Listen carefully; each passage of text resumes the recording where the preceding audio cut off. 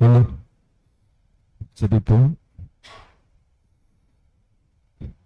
எங்களை எல்லாம் அளவில்லாமல் நேசிக்கிற பரலோக தகப்பனே, எங்கள் ஆண்டவரும் இரட்சகருமா இருக்கிற இயேசு கிறிஸ்துவின் நாமத்தில் இப்படி சமூகத்தில் வருகிறோம். அப்பா, கடந்த நாட்கள் எல்லாம் எங்களை கண்மணியை போல பாதுகாத்து இந்த நாளிலும் இப்படி சமூகத்தில் கூடி வருவதற்கு எங்களுக்கு கொடுத்த நல்ல பலனுக்காக, உற்சாகத்துக்காக, அப்பா, எல்லா விதமான கிருபை இரக்கங்களுக்காக உமக்கு நன்றி சொல்லுகிறோம்.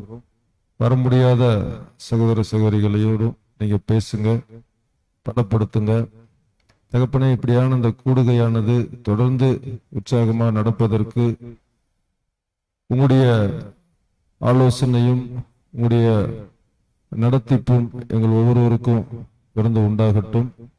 இப்பொழுது இந்த ஒரு கூடுகையில எங்களோடு பேச இருக்கிற உங்களுடைய வார்த்தைக்காக நன்றி சொல்லுகிறோம். உங்களுடைய பரிசுத்த ஆவியின் மூலமாக பேசுகிற தாசனை மறைத்து அப்ப இந்த வார்த்தையானது எங்களுக்கு மிகுந்த பலனுக்கு ஏதுவாக, விசுவாசத்தை பலப்படுத்தும்படியாக, பக்தி விருத்தியை உண்டாக்கும்படியாக, நாங்கள் இன்னும் உமக்கு கிட்டி நெருங்கி சேருவதற்கு, எல்லா விதமான அசுசையும் நீங்குவதற்கு அப்பா நீங்க அனுக்கிரக செய்யும்படியாக இடத்துல ஒப்பு கொடுத்து ஜெபிக்கிறோம். அப்பா, ஒருவேளை வர முடியாதவர்களும் இந்த ஒரு ஆன்லைன் மூலமாக கேட்பதற்கு நீங்க உதவி செய்யுங்க. இந்த கூட்டம் முழுவதும் ஆரம்பம் முதல் முடிவு வரைக்கும் முற்றிலுமாக தேவரீர் ஆளுகை செய்யும்படி இப்படி ஆவியினால இந்த இடத்தை நிறைத்து, இப்படி அபிஷேகத்தினால நிறைத்து பிரசன்னம் எங்களை மூடி ஆட்கொண்டு நடத்தும்படி ஆண்டவராகிய இயேசு கிறிஸ்துவின் விலையேற்பட்ட நாமத்தில் ஜெபிக்கிறோம் நல்ல பிதாவே, ஆமென்.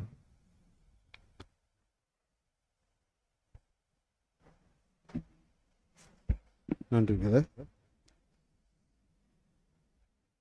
கிறிஸ்துக்குள்ள அன்பா இருக்கிற அன்பு சகோதர சகோதரிகளே, இன்றைக்கு வேதத்தின் அடிப்படையில் நாம் கற்றுக்கொள்ள இந்த புதன்கிழமை வந்திருக்கிறோம்.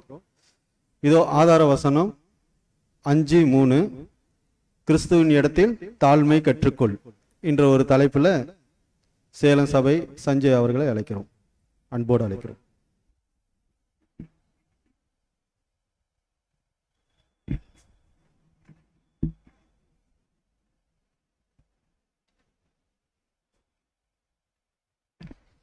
பிதாவாகி தேவனாலும் ஆண்டவராகி இயேசு கிறிஸ்தினாலும் தெரிந்து கொண்டு அழைக்கப்பட்ட சகோதர சகோதரிகளே, இந்த புதன்கிழமை கூடிய கூட தேவன் நம்மளுக்கு ஆயுசு நாட்களை கூட்டி நம்மளை ஒன்று சேர்த்து தேவனுடைய வார்த்தையை கொடுத்த கிருபைக்கு முதலாவது தேவனுக்கு நம்ம நன்றி செலுத்தக்கூடியவர்களா இருப்போம்.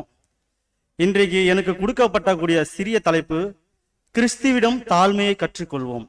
இன்றைக்கு நான் எடுத்துக்கொண்டக்கூடிய தலைப்பு, கிறிஸ்துவனிடம் தாழ்மையை கற்றுக்கொள்வோம். இதுக்கு ஆதார வசனம் வாசிக்கலாம். மத்திய 5:3.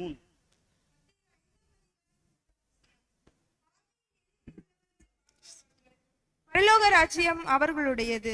ஆமாம் சகோதர சகோதரிகளே, வசனம் சொல்லுது, ஆவியில் எளிமை உள்ளவர்கள் பாக்கியவான்கள், பரலோக ராஜ்யம் அவர்களுடையதுன்னு. இன்னைக்கு எத்தனையோ கோடி கிறிஸ்தவர்கள் இந்த உலகத்தில் இருந்தாலும் பரலோக ராஜ்யத்தை தான் விரும்பக்கூடியவர்களா இருக்கிறாங்க, தவிர எந்த விதத்திலும் ஆவியில் எளிமை உள்ள வாழ்க்கை வாழ மாட்டேங்கிறாங்க.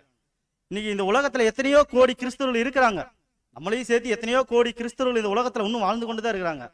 அவங்களோட எண்ணம் என்னன்னா, பரலோக ராஜ்யம் எனக்கு தான், பரலோக ராஜ்யம் எனக்குரியது அப்படின்னு சொல்லி சொல்லி அவங்க பரலோக ராஜ்யத்துக்குரியவா வாழ்றாங்க. ஆனா ஆவியில் எளிமையுள்ள ஒரு வாழ்க்கை வாழ்றாங்களா?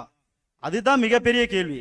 இன்னைக்கு கிறிஸ்துவலா அழைக்கப்பட்ட சத்தியம் தெரிஞ்சு கொண்ட நாம ஆவியில் எளிமையுள்ள வாழ்க்கை வாழணும். அதுதான் பிதாவாகிய தேவன் விரும்பக்கூடியவராகிறாரு.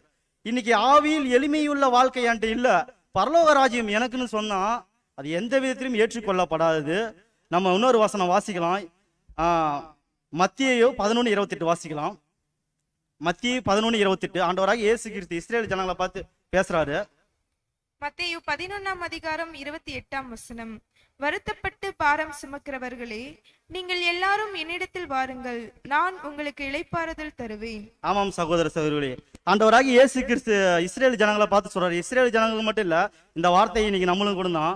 வருத்தப்பட்டு பாரம் சுமக்கிறவர்களே, நீங்கள் எல்லோரும் என்னிடத்தில் வாருங்கள், நான் உங்களுக்கு இளைப்பாறுதல் தருவேன். அதிலே 29 வாசிக்கலாம். நான் சாந்தமும் மனத்தாழ்மையுமாய் இருக்கிறேன், என் நுகத்தை உங்கள் மேல் ஏற்றுக்கொண்டு என்னிடத்தில் கற்றுக்கொள்ளுங்கள், அப்பொழுது உங்கள் ஆத்துமாக்களுக்கு இளைப்பாறுதல் கிடைக்கும். ஆமாம் சகோதர சகோதரி, ஆண்டவராக இயேசு கிறிஸ்து சொல்றாரு, நான் சாந்தமும் மனத்தாழ்மையுமாய் இருக்கிறேன், என் நுகத்தை உங்கள் மேல் ஏற்றுக்கொண்டு என்னிடத்தில் கற்றுக்கொள்ளுங்கள், அப்பொழுது உங்கள் ஆத்துமாக்களுக்கு இளைப்பாறுதல் கிடைக்கும். ஆண்டவராக இயேசு கிறிஸ்து சொல்றாரு, நான் சாந்தமும் மனத்தாழ்மையுமா இருக்கிறேன். இன்னைக்கு நீங்க ஒரு சகோதர சகோதரிகள் என்னிடத்தில் நீங்கள் தாழ்மையை கற்றுக்கொள்ளணும்னு நினைச்சீங்களா, எந்த விதத்திலும் அது ஏற்றுக்கொள்ளப்படாது. நீங்க தாழ்மையை கற்றுக்கொள்ளணும்னு நீங்க நினைச்சீங்கன்னா ஆண்டவராகி இயேசு கிறிஸ்துவின் இடத்துல மட்டும்தான் நீங்க கற்றுக்கொள்ள முடியும். நீங்க இங்க இருக்கிற சகோதர சகோதரி, இந்த சகோதரரை பார்த்து நான் தாழ்மையை கற்றுக்கொள்றேன், இவரை பார்த்தா தான் தாழ்மையா இருக்குது நீங்க நினைச்சீங்கன்னா அதை கொஞ்சம் நவுத்திருங்க. நீங்க யார்கிட்ட தான் முழுமையா தாழ்மையை கற்றுக்கொள்ளக்கூடியல இருக்கீங்கன்னா ஆண்டவராகி இயேசு கிறிஸ்துவினிடத்துல மட்டும்தான் நீங்க தாழ்மையை கற்றுக்கொள்ளக்கூடியல இருங்க. அதான் வசனம் சொல்லுது, நான் சாந்தமும் மனத்தாழ்மையுமா இருக்கிறேன், என் நுகத்தை உங்கள் மேல் ஏற்றுக்கொண்டு என்னிடத்தில் கற்றுக்கொள்ளுங்கள், அப்பொழுது உங்கள் ஆத்துமாக்களுக்கு இளைப்பாறுதல் கிடைக்கும். நீங்க ஆண்டவராகி இயேசு கிறிஸ்துவினிடத்துல கற்றுக்கொள்ளக்கூடிய தான் உங்களுடைய ஆத்துமாக்களுக்கு இளைப்பாறுதல் கிடைக்கும். அதிலே 30 வாசிக்கலாம். என் நுகம் மெதுவாயும் என் சுமை லகுவாயும் இருக்கிறது. ஆமாம் சகோதரி, ஆண்டவராக இயேசு கிறிஸ்து சொல்றாரு, என் நுகம் மெதுவாயும் என் சுமை இலகுவாய் இருக்கிறது சொல்றாரு. சரி, ஆண்டவராக இயேசு கிறிஸ்து எங்கெங்க தாழ்மையா இருந்தான்னு நம்ம தெரிஞ்சாதான் நம்ம தாழ்மையை பின்பற்ற முடியும். அவருடைய பிறப்பிலிருந்து இறப்பு வரைக்கும் தாழ்மை. ஆண்டவராக இயேசு கிறிஸ்து பிறந்ததிலிருந்து மரண பரியந்தம் வரைக்கும் தன்னை தாழ்த்தினார். வசனம் வாசிக்கலாம், மீகா 5:2. அவருடைய பிறப்பை பத்தி வாசிக்கலாம். மீகா 5:2. மீகா 5ஆம் அதிகாரம் 2ஆம் வசனம். எப்ரத்தா என்னப்பட்ட பெத்லகேமி, நீ யூதேயாவில் உள்ள ஆயிரங்களுக்குள்ளே சிறியதா இருந்தும் இஸ்ரவேலை ஆளப் போகிறவர் உன்னிடத்திலிருந்து புறப்பட்டு என்னிடத்தில் வருவார். அவருடைய புறப்படுதல் அனாதி நாட்களாகிய பூர்வத்தினுடையது. ஆமாம் சகோதரர்களே, இங்க மீகா 5:2 சொல்லுது, ஆண்டவராக இயேசு கிறிஸ்துவோட பிறப்ப சொல்லுது.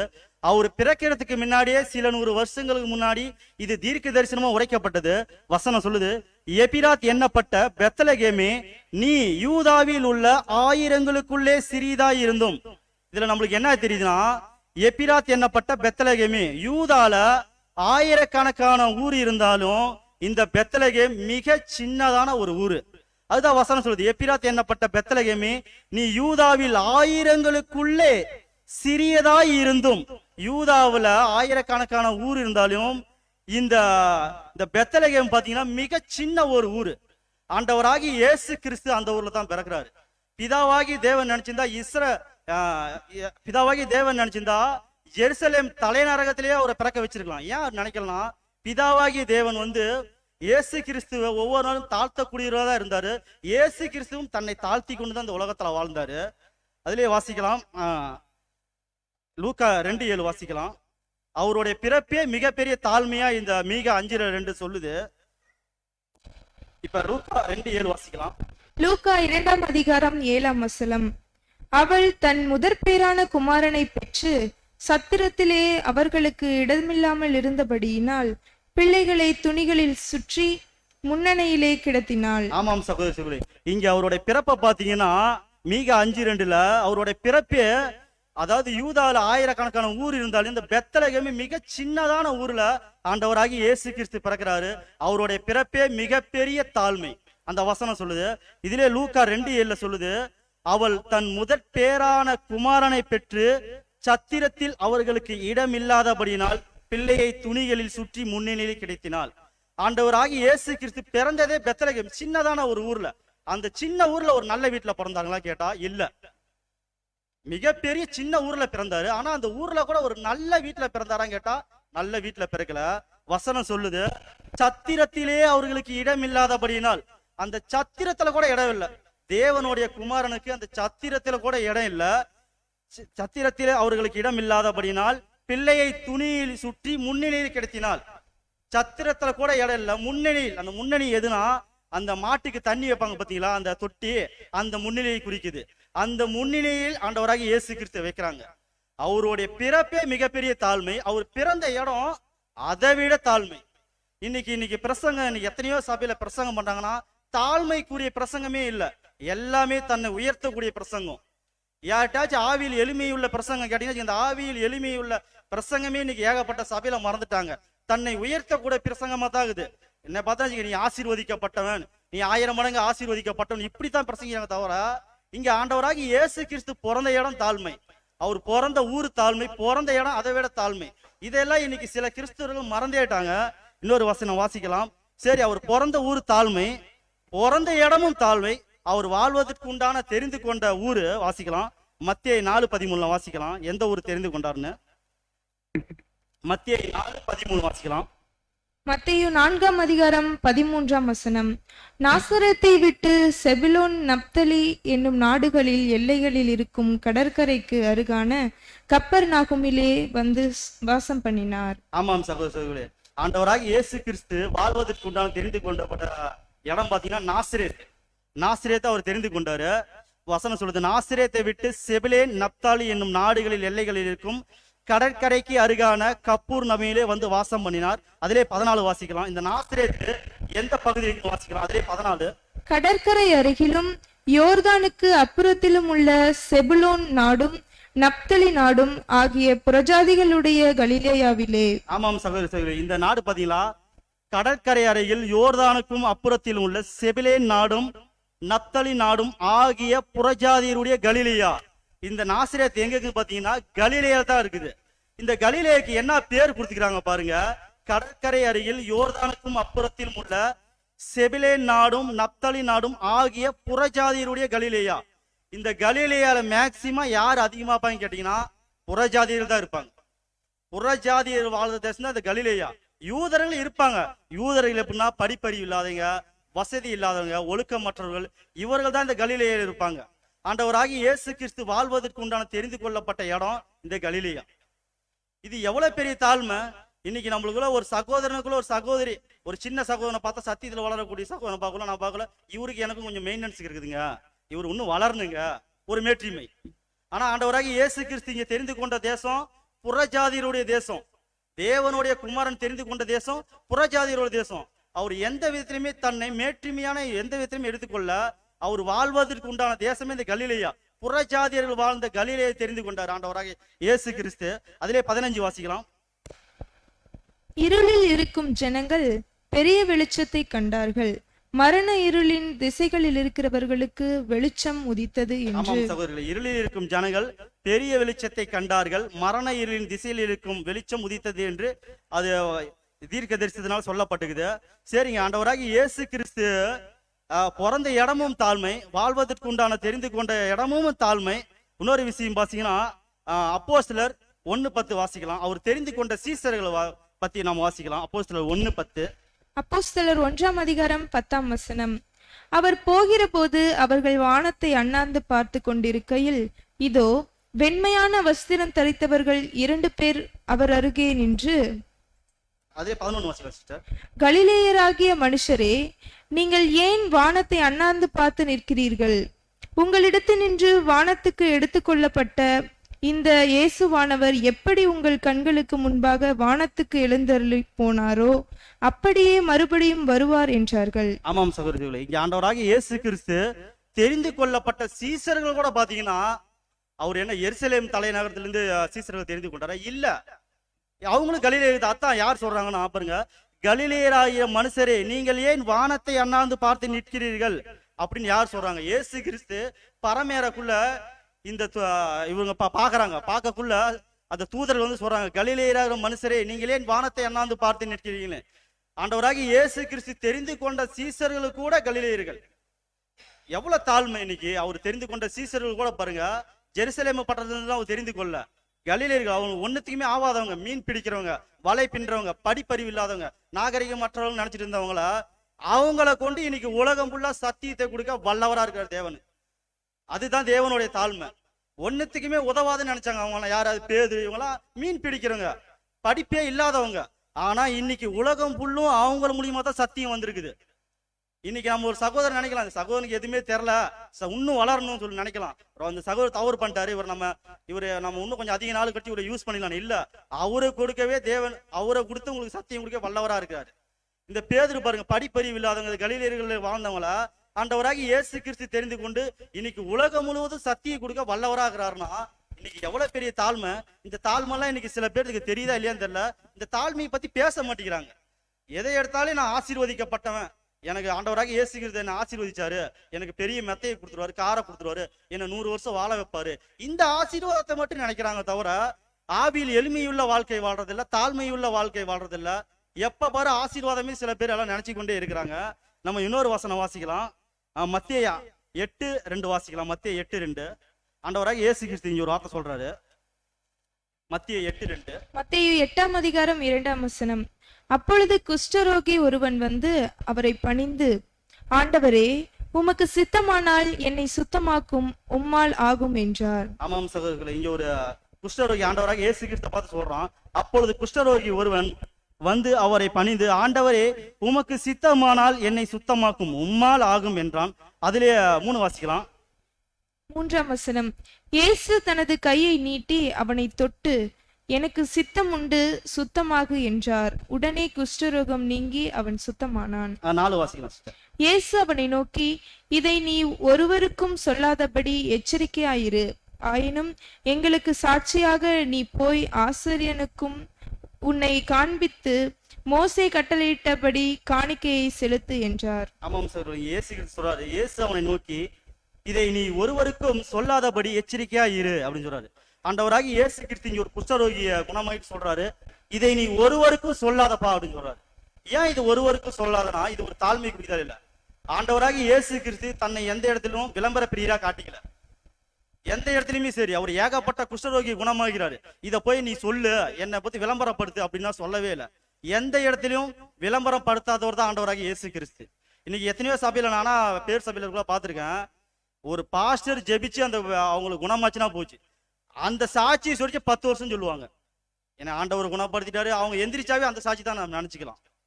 சபையில சாட்சி இருக்கலாம், அந்த சாட்சி தாழ்மைக்குரிய சாட்சியா இருக்குதான் நம்ம யோசிக்கணும். அது கூட மேன்மையான சாட்சியா தான் சொல்லுவாங்க. கேட்டாச்சுக்கா, ஆண்டவராக இயேசு கிறிஸ்துவோட அந்த பாஸ்டர் அதிகமா சொல்லுவாங்க, இவரு ஜெபிச்சதுனால தான் எனக்கு குணமாச்சு. அங்க ஆண்டவராக இயேசு கிறிஸ்துவ மறந்துடுவாங்க. இவரு எனக்கு ஜெபிச்சதுனால தான் எனக்கு குணமாச்சு, என்னோட பிள்ளை குணமாச்சு, எனக்கு மிகப்பெரிய ஆசீர்வாதம் இருந்துச்சுன்னு ஆண்டவராக இயேசு கிறிஸ்து ஓர வச்சுட்டு பாஸ்டர் உயர ஆரம்பிச்சிருவாங்க. தவிர அந்த இடத்துல கூட தாழ்மை இருக்காது. இங்க ஆண்டவராக இயேசு கிறிஸ்து அந்த குஷ்டரோகி குணமாகிட்டு, இதை நீ ஒருவருக்கும் சொல்லாதபடி எச்சரிக்கையா இருன்னு சொல்லிட்டாரு.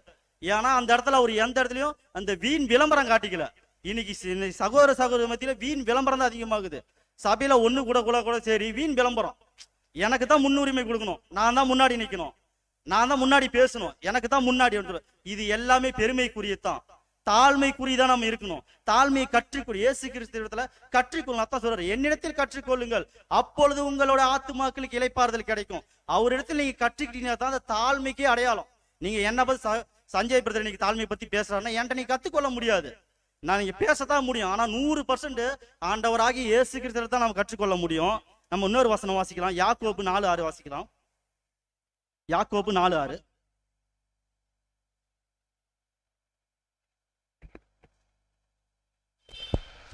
யாக்கோபு 4ஆம் அதிகாரம் 6ஆம் வசனம்.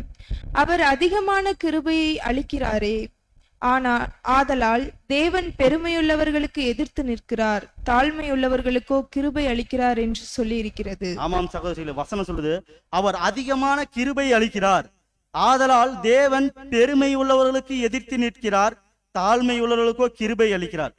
நீங்க எந்த இடத்துலயும் பெருமை காட்டாதீங்க, ஏன்னா தேவனுடைய கிருபை உங்களுக்கு கொடுக்கப்பட்டுச்சு. அதான் வசனம் சொல்லுது, அவர் அதிகமான கிருபை உங்களுக்கு கொடுத்துட்டாரு.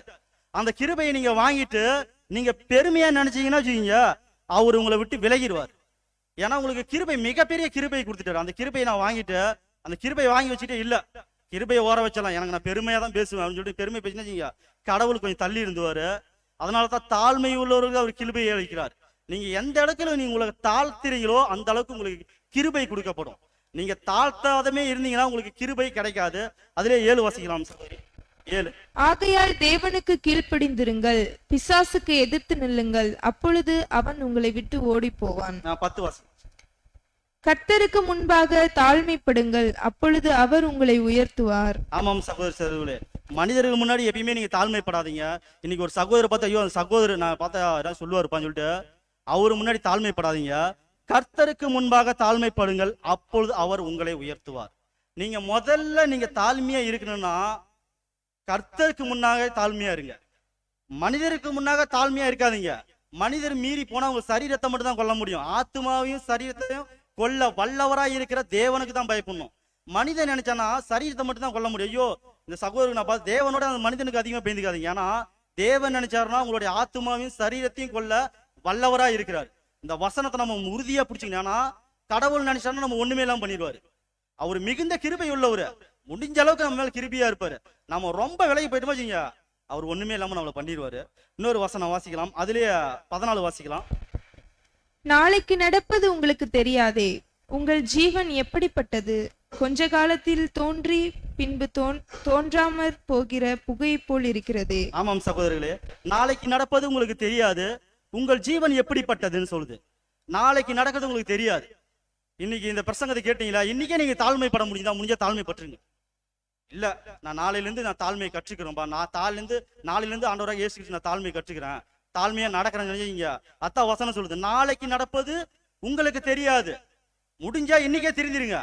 உங்களுக்கு வாய்ப்பு கொடுத்துச்சா, உங்களுக்கு ஏதாச்சும் ஒரு விதத்துல கடவுள் சொன்னாரா, முடிஞ்சா இன்னைக்கே சரண்டர் ஆயிருங்க.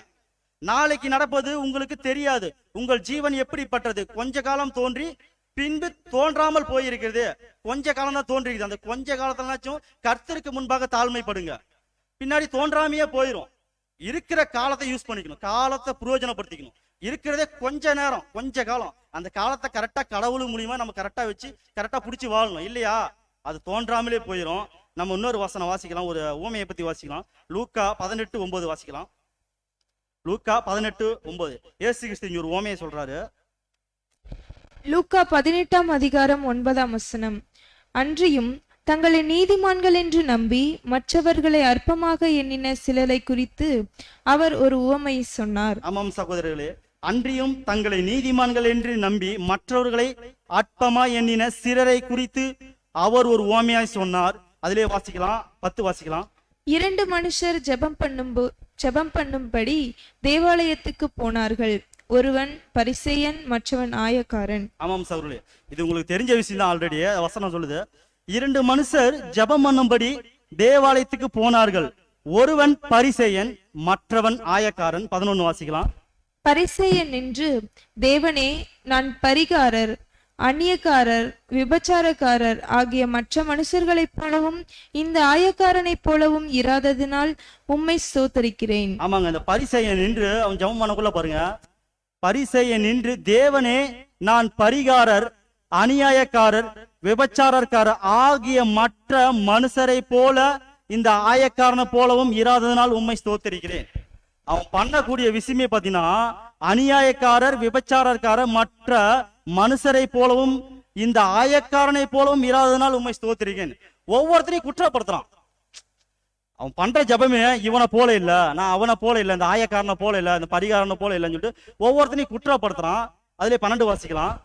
வாரத்தில் 2 தரம் உபவாசிக்கிறேன், என் சம்பாதியத்தில் எல்லாம் தசமபாகம் செலுத்தி வருகிறேன் என்று தனக்குள்ளே ஜெபம் பண்ணினான். ஆமாங்க, வாரத்தில் 2 தரம் உபவாசிக்கிறேன், என் சம்பாதியத்தை எல்லாம் தசமபாகம் செலுத்தி வருகிறேன் என்று தனக்குள்ளே ஜெபம் பண்ணி கொண்டான். அவன் செஞ்சதை தான் சொல்றான்.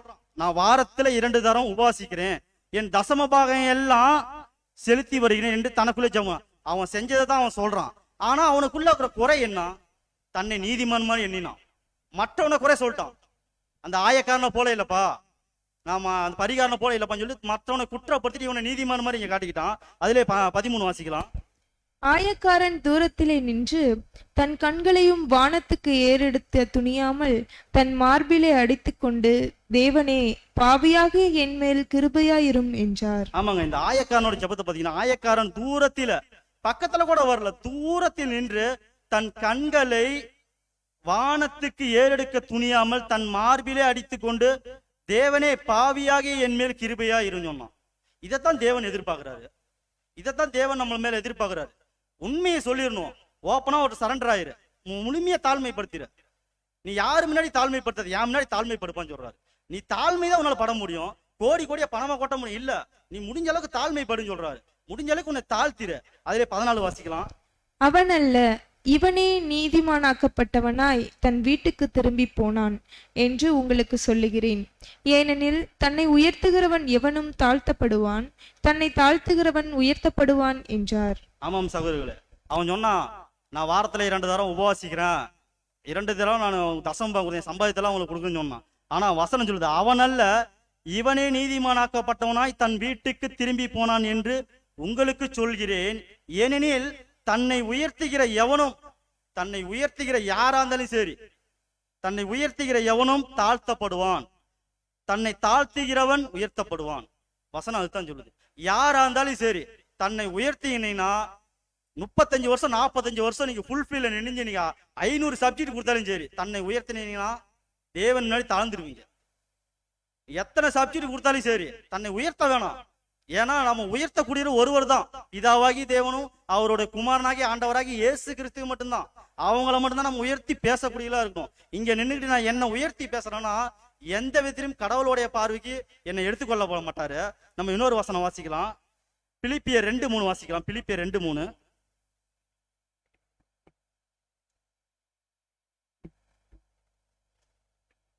பிலிப்பியர் 2:3 ஒன்றையும் வாதினாலாவது வீண் பெருமையினாலாவது செய்யாமல் மன தாழ்மையினாலே ஒருவரை ஒருவர் தங்களிலும் மேன்மையுள்ளவர்களாக எண்ண கடவீர்கள். ஆமாம் சகோதர சகோதரிகளே, ஒன்றையும் வாதினாலாவது வீண் பெருமையினாலாவது செய்யாமல், நீங்கள் எதையும் வாதினாலாவது வீண் பெருமையினாலே செய்யாம மனத்தாழ்மையினாலே ஒருவரை தங்களிலும் மேன்மையுள்ளவர்களாக எண்ண கடவீர்கள். உங்களை ஒருவர் தங்களிலும் மேன்மை உள்ளவர்களாக என்ன கடவீர்கள். 5 வாசிக்கலாம். அதிலே கிறிஸ்து இயேசுவில் இருந்த சிந்தையே உங்களிலும் இருக்க கடவது. ஆமாம் சகோதர சகோதரர்களே, கிறிஸ்து இயேசுவில் இருந்த சிந்தையே உங்களிலும் இருக்க கடவது. பிதாவாகி தேவன் அதுதான் எதிர்பார்க்கிறார். தன்னுடைய குமாரனுக்கு என்ன சிந்தை கொடுத்துச்சோ அந்த சிந்தையை நம்மள்ட்ட எதிர்பார்க்கிறார். அவர்கிட்ட என்ன சிந்தை இருந்துச்சு? பிதாவாகி தேவனுடைய சித்தத்தை நிறைவேற்ற வல்லவரா இருந்தார். பிதாவாகி தேவனோட சித்தத்தை மட்டும்தான் அறிஞ்சவராகிறாரு. அதை மட்டும்தான் யோசிச்சுட்டே இருந்தாரு, அதை பத்தி தான் தெரிஞ்சுக்கிட்டே இருந்தாரு, அது மேல அதிக கவனம் உள்ளவரா இருந்தாரு.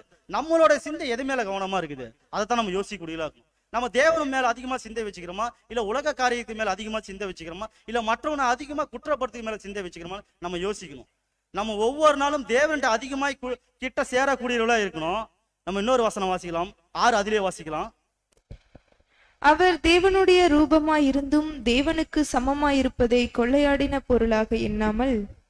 ஆமாம் சகோதரர்களே, அவர் தேவனுடைய ரூபமாய் இருந்தும் தேவனுக்கு சமமாய் இருப்பதை கொள்ளையாடின பொருளாக என்ன. அவர் தேவனுடைய ரூபம்தான், தேவனுடைய வார்த்தை அவரு தான், தேவனுக்கு அவரு தான் எல்லாமே. அவர் தேவனுடைய ரூபத்துக்கு எல்லாத்துக்கும் அவர் ஓகே, அவர் எல்லாமே. அவர் தேவனுடைய ரூபமாய் இருந்தும் தேவனுக்கு சமமாய் இருப்பதை கொள்ளையாடின பொருளாக எண்ணல அவரு. அதிலே 7 வாசிக்கலாம். தம்மை தாமே வெறுமையாக்கி அடிமையின் ரூபம் எடுத்து மனுஷர் சாயலானார். ஆமாம் சகோதர சகோதரர்களே, தம்மை தாமே வெறுமையாக்கி அடிமையின் ரூபம் எடுத்து மனுஷ சாயலானார். யாருக்காக மனுஷ சாயலானாரு? உங்களையும் என்னையும் மீட்டு கொடுறதுக்கு தான். உங்களையும் என்னையும் நித்திய ஜீவன் கொடுக்கறதுக்காக தம்மை தாமே வெறுமையாக்கி அடிமையின் ரூபம் எடுத்து மனுஷ சாயலானார். அவருடைய ரூபம், அவரோட சிலுவையில் அறிஞ்ச ரூபம்னா பாத்தீங்கன்னா எந்த மனுஷனாலையும் அனுபவிக்கப்படாத பாடுகள் அனுபவிச்சாரு. அந்த சாயலுக்கு ஒப்பிடுது. அவர் தம்மை தாமே வெறுமையாக்கி அடிமையின் ரூபம் எடுத்து மனுஷ சாயலானார். அடிமை ரூபமே எடுத்துட்டாரு. தேவனுடைய குமாரன் அடிமையின் ரூபம் எடுத்தாரு, உங்களையும் என்னையும் மீட்டுக் கொள்றதுக்காக. அதுல 8 வாசிக்கலாம். அவர் மனுஷ ரூபமாய் காணப்பட்டு மரண பரியந்தம், அதாவது சிலுவையின் மரண பரியந்தமும் கீழ்ப்படிந்தவராகி தம்மை தாமே தாழ்த்தினார். ஆமாம் சகோதர சகோதரர்களே, அவர் மனுஷ ரூபமாய் காணப்பட்டு மரண பரியந்தம், அதாவது சிலுவை மரண பரியந்தம் கீழ்ப்படிந்தவராகி தம்மை தாமே தாழ்த்தினார். இதுதாங்க தாழ்மை, இதுதான் தாழ்மை. தேவனுக்கு உகந்த வாசனையை தன்னை கொடுத்துட்டாரு. அப்படியே சரண்டராய் அப்படியே 100%, 1000% கொடுத்துட்டாரு. இதுதான் தாழ்மை. இந்த தாழ்மை தான் தேவன் நம்மள்ட்ட எதிர்பார்க்கிறாரு. குமாரன் இவ்வளவு தாழ்மையா வாழ்ந்துட்டு போனவருக்கு இன்னைக்கு நாம அவருக்குள்ள தெரிந்து கொள்ளப்பட்ட சகோதர சகோதரிகளா இருக்கும். இப்படி இருந்து ஏன் நம்மளுக்குள்ள ஒரு மேற்றுமையான எண்ணம் வருதுன்னா, இதை நாம ஒவ்வொரு நாளும் யோசிச்சு பார்க்கக்கூடியனா இருக்கணும். நம்ம சகோதர மத்தியில ஒருத்தன் குற்றம் படுத்தினா அவனை அதிகமா அவன்கிட்ட பேசி அவனை குற்றப்படுத்த விடாது, அவனை நம்ம மீட்டு கொண்டு வரவனா இருக்கும். இயேசு கிறிஸ்து அப்படிதாங்க இருந்தாரு. அவர் எல்லா இடத்துலயும் தன்னை தாழ்த்தினாரு. எங்க பிறந்தாரு? அவர் பிறந்த இடம் பாத்தீங்கன்னா மிகப்பெரிய தாழ்மை. பிறந்த இடம் அதை விட தாழ்மை. தெரிந்து கொண்ட சீசர்கள் அதை விட தாழ்மை. கலிலேயர்கள் அவர் தெரிந்து கொண்ட தேசம் அது அதை விட தாழ்மை. அவரு குஷ்டரோகி குணமாகிட்டு எந்த இடத்துல விளம்பரம் காட்டாத அளவுக்கு தன்னை தாழ்த்தினாரு. இன்னைக்கு நாம அப்படி தன்னை தாழ்த்துறோம்னு கேட்டா அது மிகப்பெரிய கேள்வியா இருக்குது. சங்கீதம் 138:6 வாசிக்கலாம். சங்கீதம் 138 அதிகாரம் 6 வசனம். கர்த்தர் உயர்ந்தவராயிருந்தும் தாழ்மையுள்ளவனை நோக்கி பார்க்கிறார், மேட்டிமையானவனையோ தூரத்திலிருந்து அறிகிறார். ஆமாம் சகோதர சகோதரி, கர்த்தர் உயர்ந்திருந்தும் தாழ்மையுள்ளவனை நோக்கி பார்க்கிறார், மேற்றிமையானவனோ தூரத்திலிருந்து அறிகிறார்.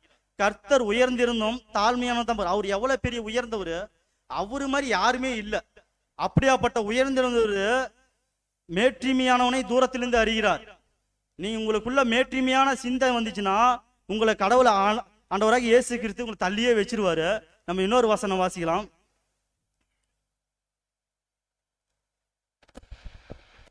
கொலேசியர் 3:8 வாசிக்கலாம். கொலேசியர் 3:8. கொலோசியர் 3:8.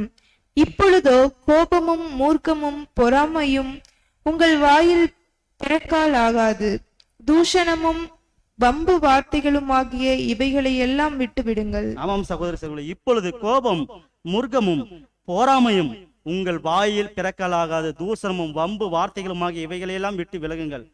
இதெல்லாம் விட்டு விலகிறீங்க. தயவு செஞ்சு கோபம் பட வேணாம்.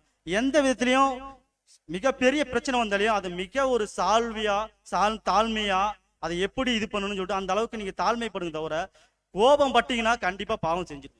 கோபம் வந்துச்சுன்னா பாவம் கண்டிப்பா பண்ணிடும். ஏன்னா மனிதனுடைய கோபம் தேவனுடைய நீதிக்கு சமமாவாது. நான் கோபப்பட்டனாவே பாவம் பண்ணிடுவேன், அது இயல்பு தான். எனக்குள்ள கோபம் வந்துச்சுன்னா நான் நன்மையெல்லாம் பண்ண மாட்டேன். ஒருத்தனை குற்றப்படுத்து நான் நினைச்சிட்டு ஒரு குற்றப்படுத்த மாட்டேன், 10 குற்றப்படுத்துவேன். ஏன்னா அந்த அளவுக்கு பேசுவேன், அந்த அளவுக்கு நான் எனக்குள்ள அந்த நாவு இருக்குது, அந்த மாதிரி பேசுவேன். அதுல 9 வாசிக்கலாம். ஒருவருக்கொருவர் பொய் சொல்லாதிருங்கள், பழைய மனுஷனையும் அவன் செய்கைகளையும் களைத்து போட்டு. ஆமாம் சகோதர சகோதரி, ஒருவருக்கு ஒருவர் பொய் சொல்லாதிருங்கள், பழைய மனுஷனையும் அவன் செய்கையும் களைத்து போடுங்க. நாம முதல்ல பொய் சொல்றதை நிறுத்திக்கணும். முடிஞ்ச அளவுக்கு உண்மையை சொல்லுங்க. உங்களால எந்த அளவுக்கு முடியுதோ அந்த அளவுக்கு உண்மையை பேசுங்க. பொய் சொல்லாம இருங்க. பழைய மனுஷனை களைத்து போடுங்க. நம்ம ஆண்டவராக இயேசு கிறிஸ்துக்கு வரதுக்கு முன்னாடி பழைய மனுஷன் நம்மளுக்குள்ள ஒருத்தர் இருந்தான். எனக்குள்ள ஏகப்பட்டலாம் இருந்திருக்கான். ஏகப்பட்ட பொய் ஏகப்பட்ட அக்கிரமெல்லாம் பண்ணிக்கிறேன். ஆனா இன்னும் தவறுகள் பண்றான். தவறு பண்ணாமனா இல்ல. அந்த பழைய மனுஷனை விட்டுறணும். அந்த பழைய மனுஷனை நினைவுக்கு கொண்டு வரக்கூடாது. நம்ம நினைவுக்கு கொண்டு வரதுனால தான் இன்னும் அந்த பழைய மனுஷன் நம்மளுக்குள்ள ஒளிஞ்சிட்டு இருக்கிறான். அதனால தான் வசனம் சொல்லுது, ஒருவருக்கு ஒருவர் பொய் சொல்லாதிருங்கள், பழைய மனுஷனையும் அவன் செய்கையும் களைச்சு போட்டுருங்க. அந்த பழைய மனுஷனுக்குள்ள செய்கைய தூக்கி ஓர வச்சிருங்க. அவனை பார்க்காதீங்க, அவனை தள்ளிட்டு புதிய மனுஷனை தரித்து கொள்ளுங்க. பழைய மனுஷன் அப்படி தூக்கி ஒரு ஓர வச்சிடணும், அவனை பார்க்காதீங்க. 10 அதிலே வாசிக்கலாம்.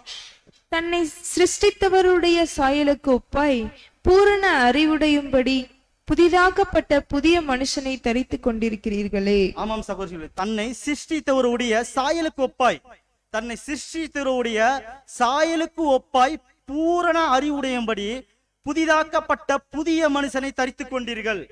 புதிய மனுஷன் நம்ம தரிச்சு கொண்டோம்.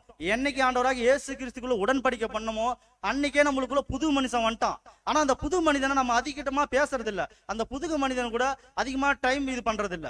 நம்ம அந்த பழைய மனுஷனை பத்தியே நம்ம யோசிச்சுட்டு இருக்கிறோம். புதிய மனுஷன் நம்மளுக்குள்ள இருக்கிறான்னு நம்ம யோசிக்கணும். பழைய சிந்தையெல்லாம் நம்ம விட்டுறணும். புதிய மனுஷனை தரித்து கொண்டுலாம் இருக்கணும். அதிலே 12 வாசிக்கலாம். ஆகையால் நீங்கள் தேவனால் தெரிந்து கொள்ளப்பட்ட பரிசுத்தரும் பிரியருமாய் உருக்கமான இரக்கத்தையும் தயவையும் மனத்தாழ்மையையும் சாந்தத்தையும் நீடிய பொறுமையையும் தரித்து கொண்டு. ஆமாம் சகோதரி, ஆகையால் நீங்கள் தேவனால் தெரிந்து கொள்ளப்பட்ட பரிசுத்தரும் பிரியும். நீங்க யாராலுங்க தெரிந்து கொள்ளப்பட்டீங்க? என்னால தெரிந்து கொள்ளப்பட்டீங்களா? இல்ல. ஆகையால் நீங்கள் தேவனால் தெரிந்து கொள்ளப்பட்ட பரிசுத்தரும் பிரியமும் உருக்கமான இரக்கத்தையும் தயவும் மனத்தாழ்மையும் சாந்தத்தையும் நீடிய பொறுமையும் தரித்துக் கொள்ளுங்க. நீங்க யாரால தெரிஞ்சு கொள்ளப்பட்டீங்க? பிதாவாகி தேவனால தெரிந்து கொள்ளப்பட்ட நாமெல்லாம். இங்க இருக்கிற ஒவ்வொரு சகோதரி யாருங்க?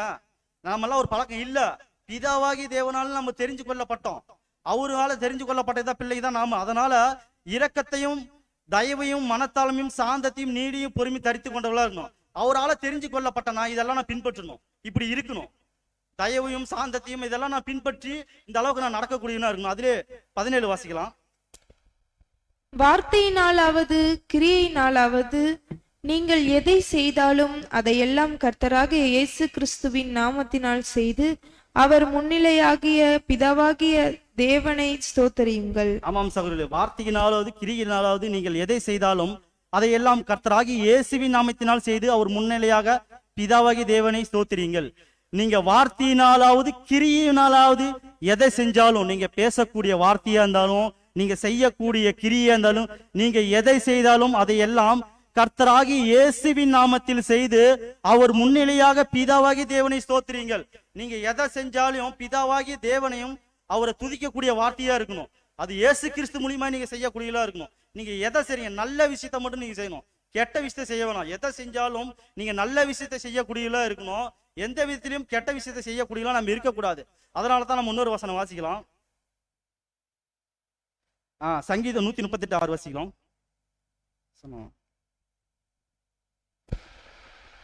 சங்கீதம் 138 அதிகாரம் 6 வசனம்.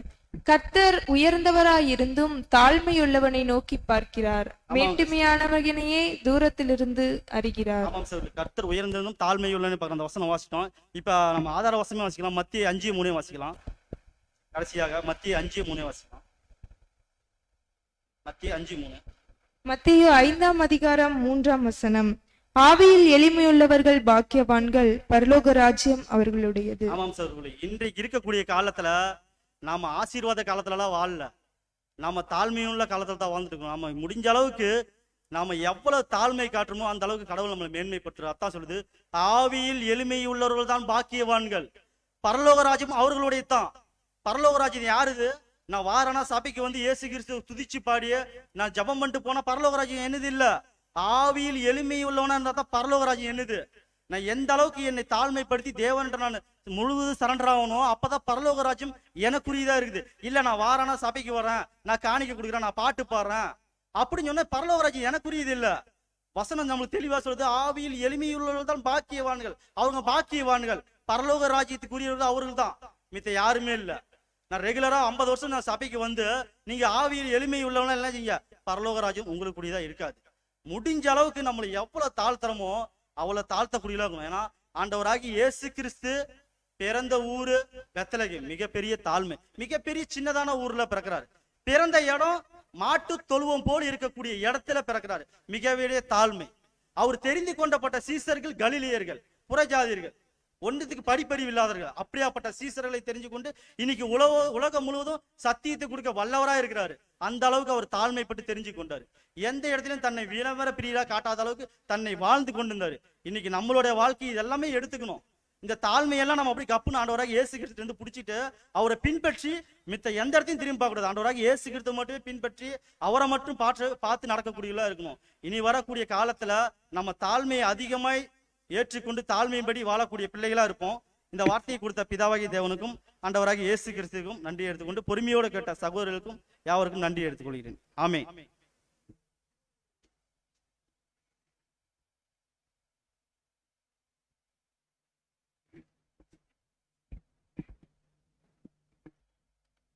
இன்றைக்கு நம் தேவன் வந்து இந்த புதன்கிழமையில தாழ்மை என்ற ஒரு தலைப்பில தேவன் நமக்கு கொடுத்திருக்கிறார். ஆம் சகோதரர்களே, அவர் எப்படிப்பட்ட ஆட்களை தேர்ந்தெடுத்தாரு தெரியும். நம்மெல்லாம் வந்து கல்விமான்கள் கிடையாது. அதான் இயேசு கிறிஸ்து கூட சொன்னார் இல்லைங்களா, கல்விமான்களுக்கெல்லாம் கொடுக்கப்படலை, நம்மளாம் பாலகன் அப்படின்னா ஒன்றும் அறியாதவர்களுக்கு தான். அதனாலதான் அவர் என்ன பண்ணாருன்னா, இதோ உங்களோட சித்தம் செய்கிறேன்னு சொல்லி அவர் எங்கிருந்து வந்தாரு, பரலோகத்துல இருந்து இந்த பூமி தாழ்மை இடத்துக்கு வந்தார். ஏன்னா நம்மளோட சிரமத்தை அவர் பார்த்தாரு கண்ணோக்கி. நம்மளோட சிரமங்கள் அப்படின்னா நம்ம பட்ட பாடுகள் இதெல்லாம் பார்த்திருக்கிறாரு. அதனாலதான் அவர் இந்த சித்தங்கள் செய்யறதுக்கு அவர் முன் வந்தார். வேற யாரும் அந்த இடத்துக்கு முன் வரல. ஏன்னா முன் வந்தவர்களா என்ன செஞ்சார்கள்னா, தேவ பிள்ளை அதாவது பூமிக்கு வந்த உடனே தூதர்கள்லாம் என்ன பண்றாங்க, கீழே வந்த உடனே மனசு மாறி இருக்கு மனிதர்களை பார்த்து. அவங்க தனியா ஒரு கூட்டத்தை உருவாக்கி, நமக்கு தெரியும் சாத்தான் எப்படிப்பட்டவன்.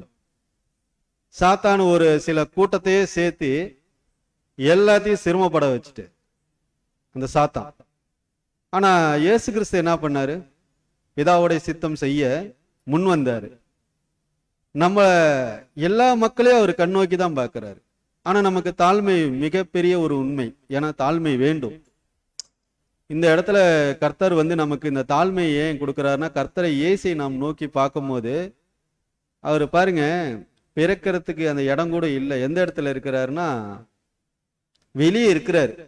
அந்த இடம் என்ன சொல்லுவாங்க? சத்திரம்.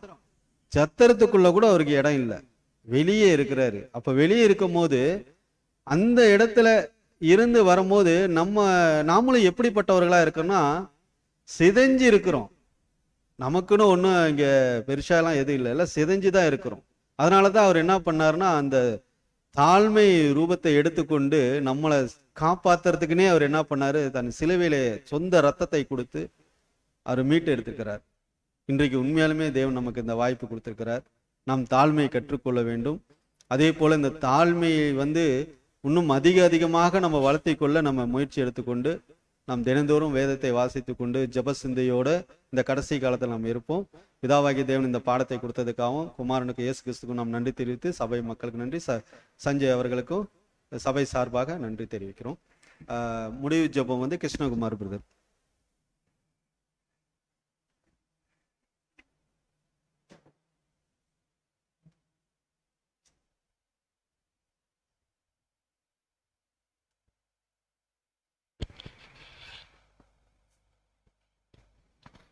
ஜெபம் செய்வோம். மகா பரிசுத்தமும் இரக்கமும் நீடிய சாந்தமும் பெருமையும் தயவும் அன்பும் மிக்க பரலோகத்தில் இருக்கிற ஒன்றான மெய் தகப்பனே, நல்லவரே, வல்லவரே, சர்வ வல்லமை உள்ளவரே, நேற்றும் இன்றும் என்றும் மாறாதவரே, உம்மை அப்பா பிதாவே என்று கூப்பிடத்தக்கதான புத்திர சுவிகாரத்தையுமே கூடிய உம்முடைய ஒரே பேரான குமாரனாகிய இயேசு கிறிஸ்துவின் வழியாக எங்களுக்கு தந்து தகப்பனே இம்மட்டும் சகோதர சகோதரிகளாக ஒன்று கூட்டி உம்முடைய மேலான சத்தியை தியானிக்கும்படியாக தந்துட்ட கிருபைக்காக கூடிய நமக்கு நன்றிகளையும் துதிகளையும் ஏறெடுக்கிறோம் தகப்பனே.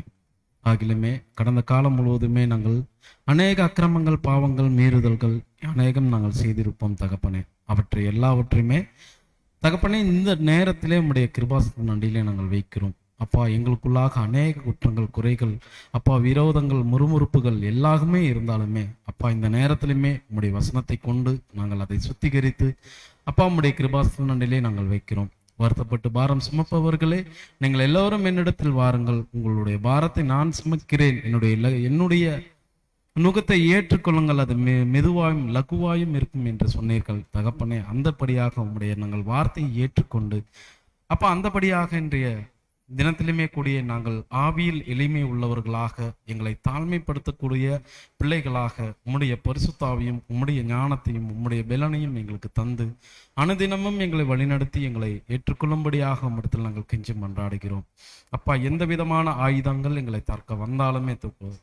தாக்க வந்தாலுமே கூடிய தகப்பனே, சர்வாயுத வர்க்கத்தை நாங்கள் தரித்து கொண்ட பிள்ளைகளாக இருக்க தகப்பனே நீர்தாமே எங்களை அனுதினமும் எங்களை வழிநடத்தும். வந்திருக்கிற ஒவ்வொரு சகோதர சகோதரிகளையுமே ஆசீர்வதிங்க. அப்பா, நாங்கள் இன்றைய தினத்திலே நாங்கள் வெறுமையாய் போகாதபடிக்கு எங்களுக்கு ஒரு நல்ல பாடத்தை கொடுத்து எங்களை வழிநடத்துகிறீர். அதற்காக கூட நமக்கு நன்றிகளையும் துதிகளையும் ஏறடிக்கிறோம். தூது கொடுத்த சகோதரனுக்கு கூட இன்னும் அதிகமான ஞானத்தை கொடுத்து இன்னும் அதிகமான நல்ல பாடங்களை எடுக்க தகப்பனை நல்ல ஞானத்தையும் பரிசுத்தாவையும் பலனையும் தந்து சகோதரனையும் சகோதரனுடைய குடும்பங்களையும் தகப்பனே நீர் வழி நடத்தும்படியாக நாங்கள் உண்மையில் கெஞ்சி மன்றாடுகிறோம். அப்பா, இன்னும் சபையில் இருக்கிற ஒவ்வொரு ஜனங்களையுமே தகப்பனே நீர் ஆசீர்வதியும். எங்களுக்கு அநேக பலவீனங்கள் இருந்தாலுமே தகப்பனே நாங்கள் எவற்றையுமே அப்பா நாங்கள் உம்மை விட்டு நாங்கள் விலகாதபடிக்கு அப்பா உம்மோடு கூட நாங்கள் உம்முடைய குமாரனுடைய அந்த வெளியேறப்பெற்ற அந்த அடிச்சுவடுகளை நாங்களும் பின்பற்றி அதன்படியாக உம்மை கிட்டி சேர தகப்பனே நீர் கிருபை செய்யும். நீரே வழிநடத்தும் பொறுப்பேற்றுக் கொள்ளும். இந்த சிறிய விண்ணப்பத்தை கூட எங்களுடைய இரட்சகரும் மீட்பெரும் கண்மனையுமா இருக்கிற இயேசு இரட்சகர் மூலம் இந்த ஜெபத்தை ஏறடிக்கிறோம். ஜீவனும் வல்லமை நிறைந்த நல்ல பிதாவே, ஆமென்.